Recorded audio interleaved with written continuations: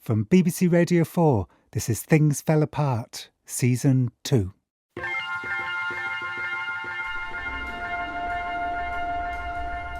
Yale law students shouting profanities and threats disrupt a free speech event with a bipartisan panel on civil liberties. For decades, a culture war has raged on college campuses about whether or not to deplatform contentious voices. The students that protested hurled insults at us, shouted us down. They were pounding on classroom walls. It was a terrifying night. Campus police issuing a shelter-in-place order after college Republicans invited Milo Yiannopoulos to speak. This is a police generator that was knocked over and set on fire when these protests turned into a riot. We will not tolerate racism or sexism or hate crimes and violence. He's a fascist, and Berkeley did not welcome him. But lately, something big and surprising has changed about this particular culture war. For the longest time, protests over free speech were pretty much confined to college campuses, until suddenly they exploded out of colleges and into workplaces, including newsrooms. It's a shift that some people pejoratively call the Great Awokening. People started sending me messages that they were going to attack me, that they were going to protest outside of my apartment. I watched the hate pour in, and, kind of to my shock, I saw about half my colleagues retweet and promote this accusation. For years, I've been curious about the mechanics of how this happened. How did something that stayed on campuses for so long suddenly burst out into the world? This episode, I think, sheds light on one reason why it happened. So my name is Bessel van der Kolk. I'm a psychiatrist. The story starts far away from battles over free speech, at a hospital for Vietnam veterans in Boston in the 1970s.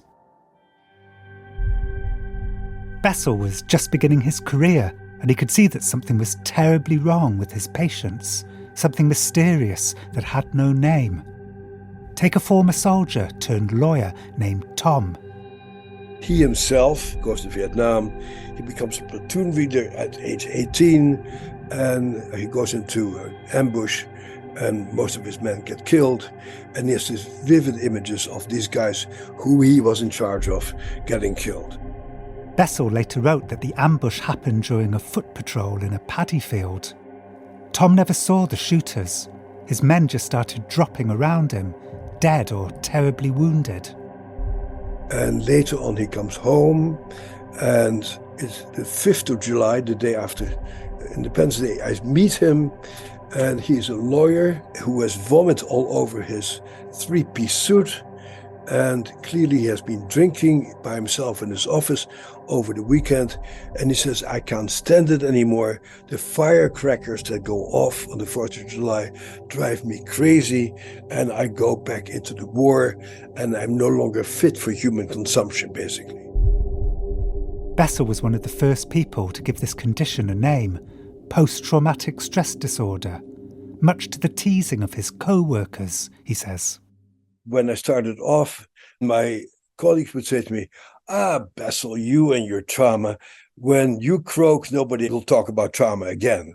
Bessel says it had been this way since World War I, when soldiers with shell shock were disregarded by their superiors, who would say, this shell shock is just a fictitious disorder for cowards. The society was just blind. But he was undaunted. Plus, he thought, there was something surprising about the ways the symptoms manifested. I became fascinated with how trauma seemed to live on in the way they move, in the way they acted, in the way they seemed to have gotten stuck. It was as if their bodies were trapped in combat, unable to come home, which is why they would startle easily or become enraged or numb, or they had chronic back pain or migraines or digestive problems. Soon, Bessel began seeing similar symptoms in other patients, people who hadn't seen combat. People came to see me because they were terribly depressed, or they assaulted their bodies, or they became terrified or anxious or couldn't sleep. And as you explore these symptoms, it looks like they were related to childhood trauma. Bessel's diagnosis, that in many cases their trauma was a result of them being sexually abused as children, was again met with consternation, because back in the 70s it was assumed that only 1 in a million people were victims of incest. But Bessel was ahead of that orthodoxy, realising that it was much more common than that. And of course, as you note, not only is a person way more likely to be a victim of childhood sexual abuse than traumatised in war, but also if you're a victim of childhood sexual abuse, then the enemy combatants are likely to be members of your own family. That's correct. And so the number of trauma diagnoses began to expand. Thanks to Bessel and his colleagues, PTSD made it into the 1980 edition of the DSM, the Manual of Mental Disorders, listing as sufferers people who had experienced war, torture, rape, earthquakes, plane crashes. Later, it was broadened further to include firefighters, police, health workers, children diagnosed with cancer and their parents. The public were becoming more awake to the condition than ever before. I think 9/11 made a big difference. People became aware of trauma. And of course, also the military-industrial complex creates more and more people who go to war and who come back broken. In 2014, Bessel put all of his observations about PTSD into a book called The Body Keeps the Score. It was well reviewed by academics and steadily climbed the charts as the world began focusing on the traumatic stories emerging from the new Me Too movement and Black Lives Matter, who spoke about intergenerational trauma, trauma transferred from parents to children. By 2017, the language of trauma was spreading into new places, including... We're Refuse Against Racism and we're protesting Hume 110 because of its Eurocentric. Okay, so we cannot have our class if we have students interrupting the speaking. This is Reed College, Portland, Oregon, in 2017. 3 times a week for a year, the students disrupted the mandatory humanities class, protesting that it focused too heavily on texts written by dead white men. We believe that the first lesson that freshmen should learn about Hume 110 is that it perpetuates white supremacy by centering whiteness as the only required class at Reed. In most ways, this wasn't new. Students have for years protested against their reading lists being too white and male.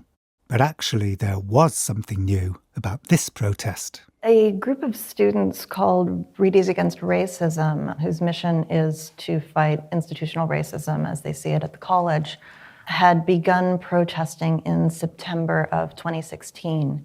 So it was a year of protests in the classroom during lectures. Students would occupy the lecture well, and they would surround faculty holding signs condemning the course and the faculty against the course, against what we teach, against Plato and Aristotle, among other things, as being white supremacist texts.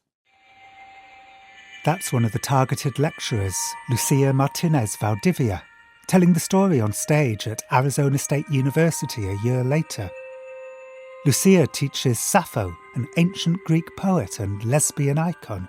Sorry you missed the chance to learn. This is an important part of your education about Hume 110. In the video I watched, the student snatched the microphone from in front of her and stood right next to her, talking loudly over her. Other students held up banners that read, "Don't teach us white supremacy." Their tactics were startling and invasive, not least because of something they didn't know about Lucia. She has diagnosed PTSD. It certainly caused distress, I think, for any of us with previously existing trauma. It certainly aggravated it and activated it. It felt to me like a hostile work environment, having to go into that, knowing that that was there. And so it was extraordinarily stressful, I think, for increasing numbers of us as the year went on. Sleep loss, appetite loss, not being able to think. I came to dread going to work, and I love what I do. Lucia told the students about her PTSD diagnosis and asked them, for the good of her health, not to protest in her classroom.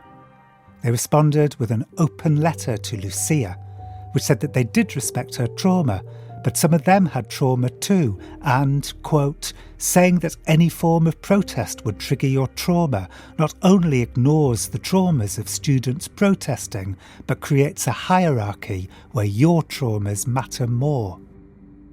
As somebody with PTSD who has been triggered in a real medical way as opposed to an I'm uncomfortable way, I take trauma very seriously.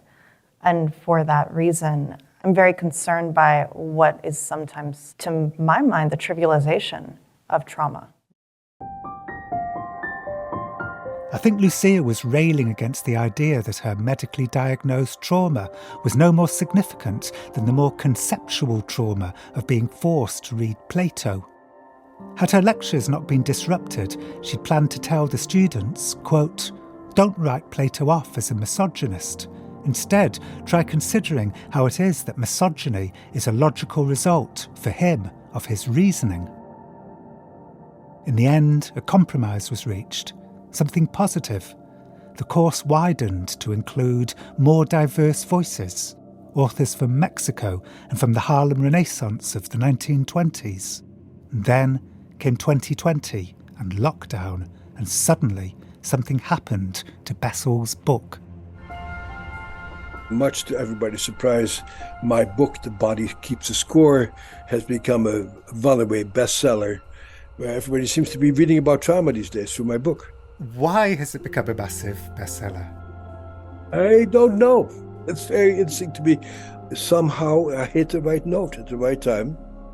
Incredibly, for an academic book published 6 years earlier, The Body Keeps the Score became lockdown's biggest bestseller, shooting to the top of the New York Times list in May 2020 and staying at number 1 for 11 months in 2021. It's number 1 as I write this, the book's 147th week on the paperback nonfiction list. 147th.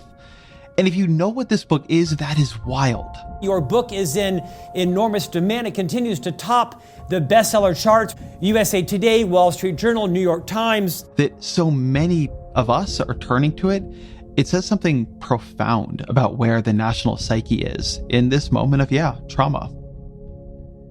Bessel says that many of his new readers were people with diagnosable PTSD, gaining insight into their condition. There's 68,000 reviews on Amazon right now, almost all 5 stars. They say, this book changed my life. It was a guide to get my life better. Others were surely people feeling traumatized by lockdown. Suddenly, millions of people were focusing on their traumas, diagnosable or not. This is the trauma test, okay? And I really need you to take a moment to consider this, okay? Are you hurting? If the answer is yes, you have trauma. And don't you ever let someone tell you that you don't.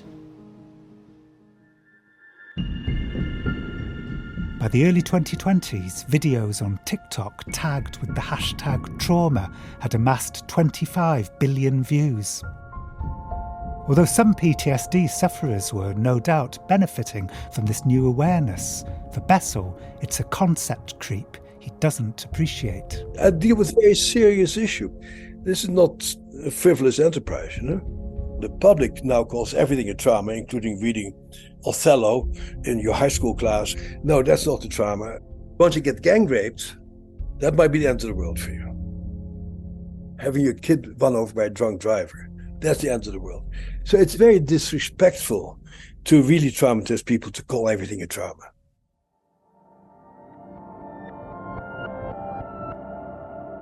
As the world grew more focused on trauma, something else began to change on college campuses. Back in 2017, calls to protect students from emotional harm had tended to come from the students themselves in opposition to the administration. But no longer. My name is Samantha Jones. I'm a biology student at Syracuse University, but I'm also pre-law. The reason why I wanted to talk to you is because there was an incident at a social event, at a party. Yeah, so my roommate and a couple of my friends attended an off-campus Halloween party. It was fall of 2021.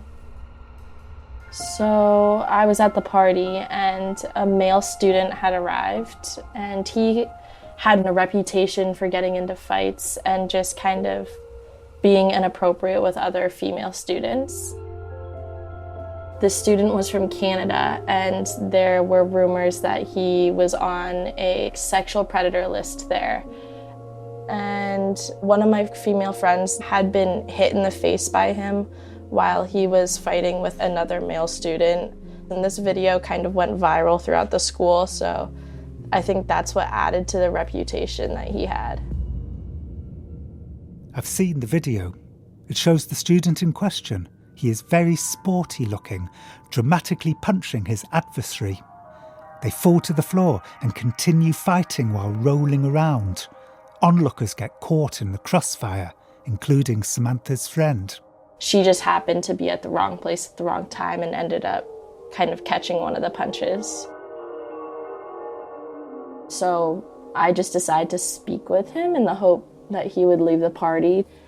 I had just like a short 5-minute conversation with him, just letting him know that there were people that were uncomfortable with him. And then I asked if the rumors were true about him being on a Canadian sex offender registry. What did he say? He actually said nothing. Was this the first time you'd ever spoken to him? This was the first time I've ever spoken to him, yeah. So at that point, I realized that my efforts were kind of fruitless. So I just decided that if he wasn't going to leave, I could leave. So then we just walked home. All this was, I should say, not great behaviour on Samantha's part. She was standing up for her friend who'd been hit, but it was kind of invasive. But the reason I'm telling you this story is because of what happened next. Later that night, the student went to the school police office and claimed that I had physically assaulted, hit, and kicked him.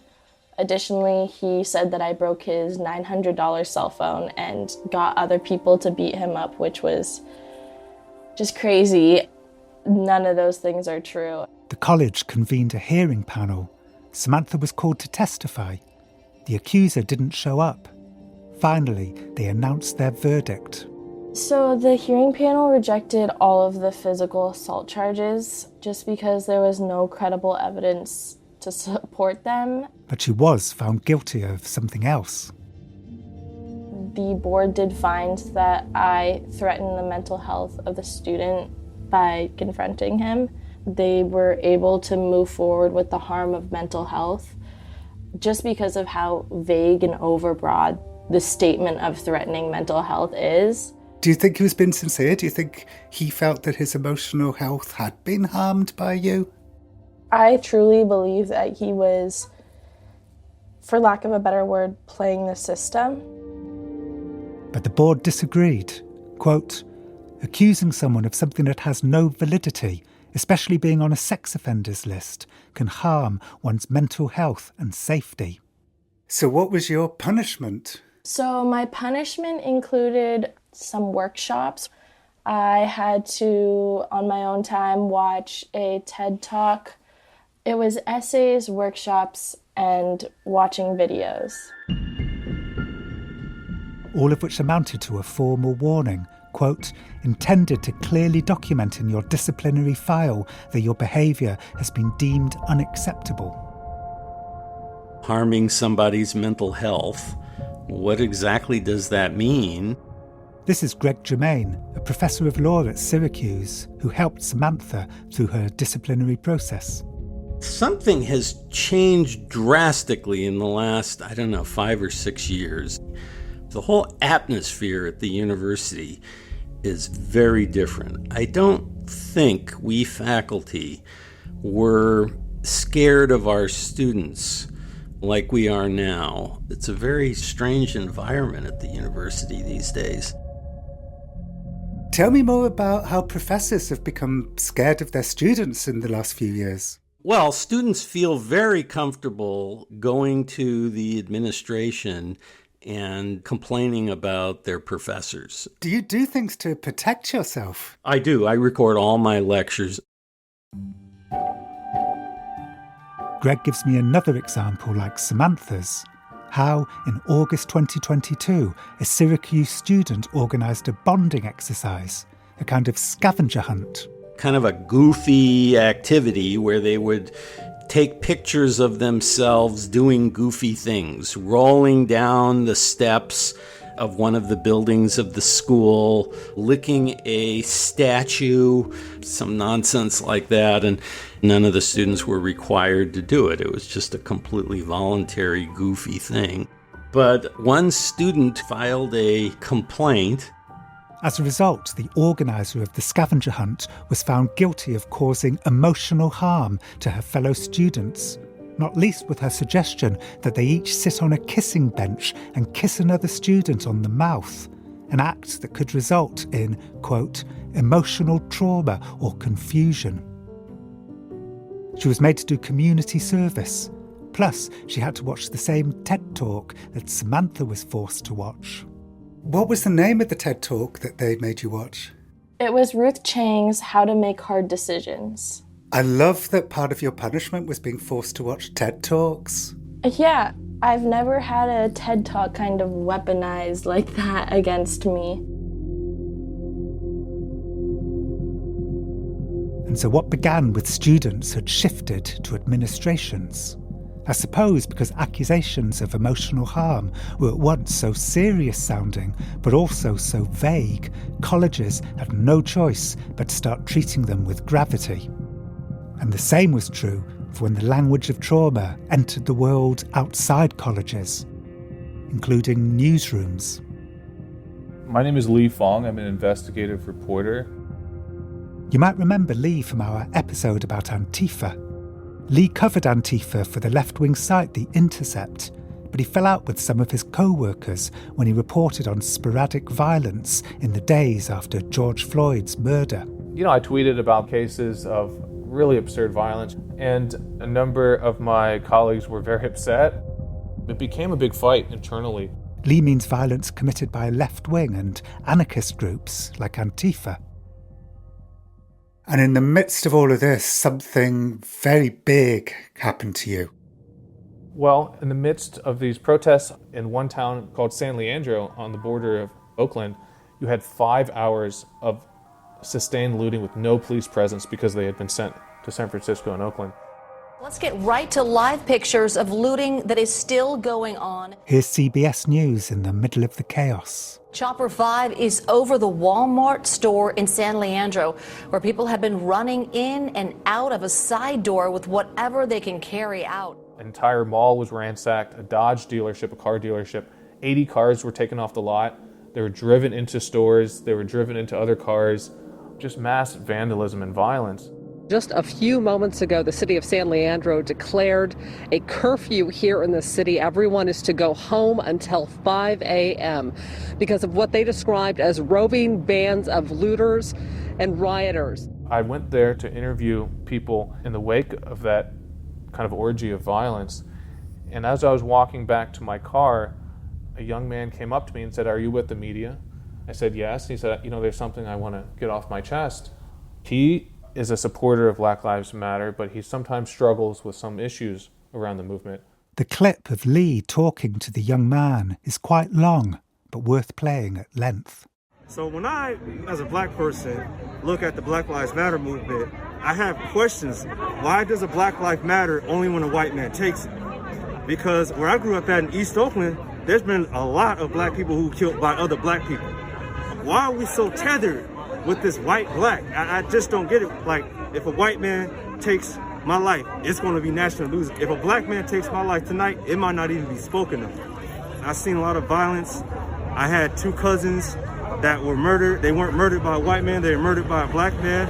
That's black on black crime, and it could be devastating. Just as devastating as what that white officer did to George Floyd. Because I'm sure his mother ain't going to get over that for a long time. It's subjects like that I want in the mix. I just want it to evolve. I want it to grow. Here I am now talking to you. I'm just putting my 2 cents in, just see if I can make it grow and make it expand. Thank you. I appreciate your thoughts. What was your name again? Max. Max, thank you so much. Yeah, I really appreciate that. Thank you for it. Thank you. I remember driving back with my colleague Leighton, and we were like, well, that was so interesting. Way more interesting than most of my interviews that day. Lee posted the interview on Twitter with the comment, "Max from Oakland, a supporter of BLM, has a measured critique he wanted to share." Almost immediately, a colleague of mine said that this interview was me attempting to promote another racial trope. The tweet from Lee's colleague read, "Tired of being made to deal with my co-worker at LH Fong continuing to push narratives about black-on-black crime after repeatedly being asked not to." Lee denies that any editor had ever said that to him, and an Intercept spokesperson told us, quote, "As I'm sure you can understand, we cannot comment on personnel matters." That tweet went super viral. It became trending nationally. People started sending me messages that they were going to attack me, that they were going to protest outside of my apartment. It was a very destabilizing experience. I kind of didn't sleep for the next 2 days. I watched the hate pour in, and, kind of to my shock, I saw about half my colleagues retweet and promote this accusation. To have my own colleagues go after me in such a way, I was blown away by that, and really I felt very alienated from my own workplace after it happened. It wasn't only Lee's colleagues. Many journalists got involved, including a Washington Post reporter who tweeted that Lee's anti-blackness had been glaringly evident for years. For Lee, this was a culture war between journalists who cared too much about ideology versus him who cared about evidence. But ideology can take many forms, including which stories a person chooses to tell. Still, one thing's for sure. Newsrooms were dealing with conflicts like this differently once the language of trauma swept through the working world. So I was sent to Intercept Human Resources, the HR department, and they had hired a therapist, an actual therapist, to talk to the person who accused me of racism and to talk to me because of all the harm I created in the workplace with my interview. A lot of the tweets similarly use this kind of therapeutic language to discuss all the harm I caused, the trauma I caused. So you issued an apology? Well, I hadn't slept for 2 days, and I was at my wit's end because I thought I was going to lose my job. I felt like I was in self-preservation mode, and I typed up an apology. How would you feel about reading out your apology? Yeah, let me look at it again, think about it real quick, and I'll give you a snap decision. Let me just scan it again. I've just kind of avoided even looking at it over the last couple of years just because I kind of cringe. I think I'm okay. I don't know. I hate reading this. This makes me so upset. Okay, in that case, I want to spare you that. Sorry, I don't mean to be difficult. And so, with Lee's blessing, I'll read out some of the apology instead. Quote, "I recently had a conflict with a colleague whose feelings I harmed. I hate that even in the smallest way I may have contributed to a toxic discourse that causes pain to anyone. But even more than that, I am saddened that my words caused harm to colleagues and to many people whom I care deeply about." I wrote this apology. As soon as I posted that, my apology was posted on some of the right-wing message boards, and alt-right people started flooding me with racist memes, people in dunce hats being forced to write fake confessions to please the communist mob. That also cut deep because my family had been tortured and really traumatized by the Cultural Revolution in China. My grandfather was denounced and my father sent to a work camp. God, so in the course of 24 hours, you annoyed everyone. Yes, absolutely. How do you feel about the apology now? It's a little bit silly and embarrassing in retrospect to issue a literal apology for simply interviewing a young man who had genuine feelings. The more time I have away from this mini semi-cancellation, whatever you want to call it, I see it through a class lens. You know, I believe that America is a class-based society that pretends to be an identity-based society, and I think that's true for other countries as well. You know, Max, he reached out to me after the tweet went viral and, you know, I was accused of racism, and he was livid because he said, "You were one of the only people to give me a voice. This is absurd." And I started talking to him. He was working on a ferry. He had been laid off. He'd been without a job for a very long time. He's a working class guy. You know, the principles of wokeness are supposedly about lifting up marginalized voices. His voice is certainly marginalized in this debate. And the people who were shouting him down, the people who were calling me racist for interviewing him, were people who went to prep schools, who grew up in incredibly wealthy families, who worked at elite prestige media outlets. And the more I think about this, it just kind of grinds my gears. It seems like by issuing an apology, I was giving in to the very powerful against someone who was just trying to speak out. And so, you know, for that reason in particular, I regret issuing an apology. I've long been curious about the mechanics of how the culture war over free speech burst out of colleges and into the workplace. I think the language of trauma has a lot to do with it. It's easier to silence a controversial voice amid accusations that that person is causing emotional harm. A new awareness of trauma has had many very positive consequences. But when trauma is weaponised in the culture war, the victim can be nuance and curiosity and debate. Things Fell Apart was written and presented by me, Jon Ronson, and produced by Sarah Shebbier. The music was composed by Phil Channel. The programme was mixed by Giles Aspen. The editor was Philip Sellers, and the commissioning editor was Dan Clark. It's a BBC audio production for BBC Radio 4 and BBC Sounds.